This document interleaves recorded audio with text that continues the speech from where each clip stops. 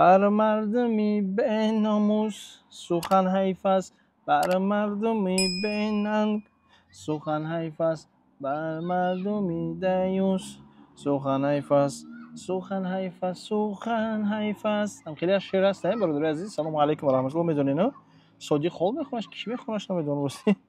ما همین اکانت را ترجمه جور دیگه خیلیش کردم. شما فهمیدین اکو ویدیو ای название видео аз видеое ки дидин шумо киҳора ма мехоҳам камтарак суханҳоро кунам хай агарчи ҳайфам боша агарчи корам шон ки накуна ба ҳар ҳол аз мо як гуфтане бародари азиз мо мезгарем мерасонем ки мисол чӣ гуна пайғамбари худо асҳоби пайғамбари саллаллоҳу алайҳи ва саллам чӣ гуна раҳш доштанд мисол ма барои шумо мерасонам ма конечно же дар планшет ки Xiaomi 7 Pro در اینجا نوشتم شه شروع تیارش کردم ان شاء الله اینجا میخونم داشت موزیک ماشین. خب اولا گفتنیم برای خود همین زنهایی که چرا خود رو زینت داده به نمایش میگذارند حتی اگر شوهرهای دیوسشون هم اینها رو اجازه دهند هر زنی مسلمان باید قدر و قیمت خود رو داند و خود رو همچون یک چیزی به ارزش و پست به نمایش نگذارد و فراموش نسازید که همه چیزی قیمت باید از چشم پنهان باشد مثل طلا و یاقوت و مرجان و لؤلؤ و مقصد دیگه یگانه انسانی که با عقل دلا و چیزهای با ارزش خود رو مقصد از نزد چشم مردم دور میکنه. همین برادر عزیز اهمیت بدین همین طلا و نقره داشته باشیم بریلند داشته باشیم میبریم در سیف میمونیم چون با جوشون میکنیم правильно مردم نبینه مثلا با جا نگاه میداریم شما مقصد شروع فهمیدید اگه فکر کنید که زنهای ما ایود قیمت باید قدر قیمت داشته باشند یا رو باید ما پولشون مخمشون کنیم مقصد نشونشون ندیم سروی بین اینترنت و مثال دیگر رو بینن. پیامبر صلی الله علیه و سلم گفتند بهترین زنها آنهایی هستند که بسیار فرزند به دنیا میارند و میکنند هر کاری که شوهرهایشان راضی هستند و الله سبحانه و تعالی از الله سبحانه و تعالی میترسند.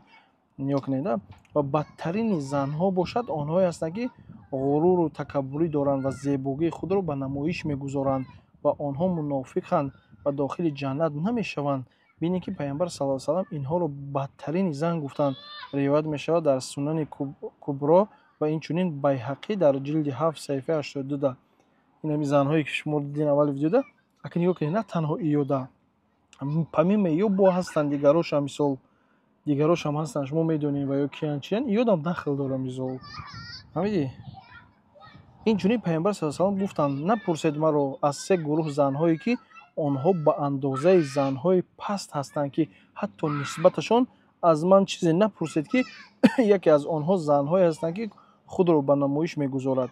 روایت میشه در ادب المفرد 590 و در امام احمد جلد 6 صفحه 19.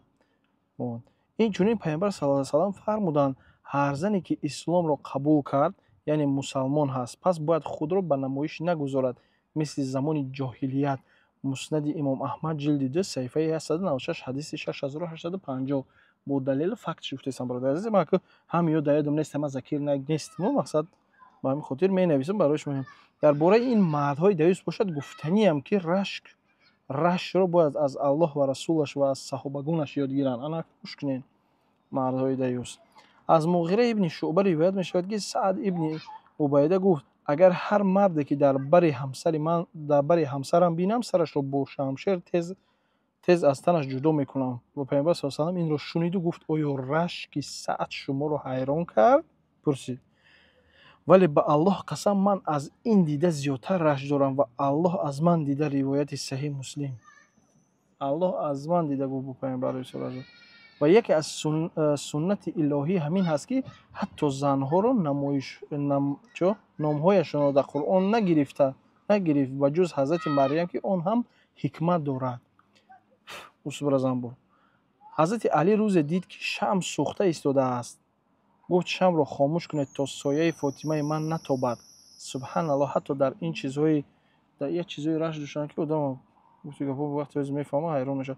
و این چنین عادت عرب ها از زمانی پیش از نزول اسلام همین بود که هر مردی را که زنش بالای اشتر سوار میشد баъди фаромадани он уштур мекуштанд, масалан уштура ки дар ҷои зани ӯ нишастааст, дигар мардҳо нанишинанд.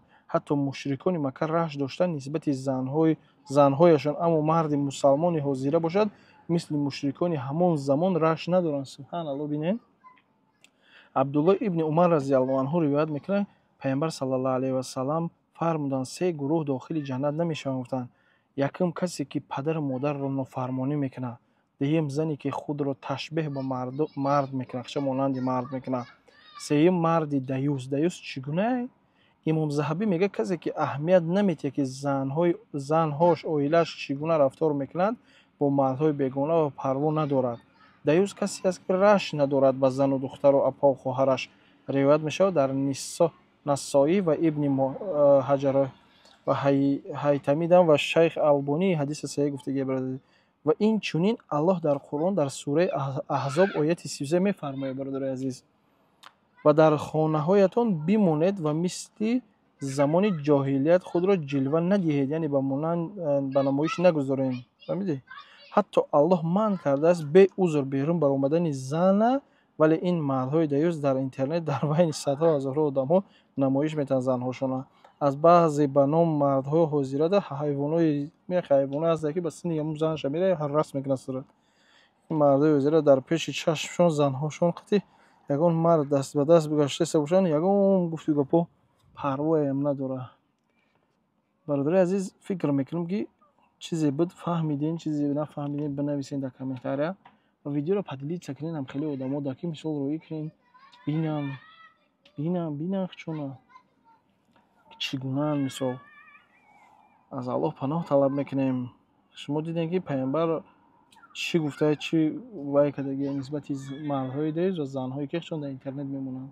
худои меҳрубон ҳар куҷое бошен зинда ва саломат бошен. акнун мерам бо ҳамин мошин саляй ресем қати.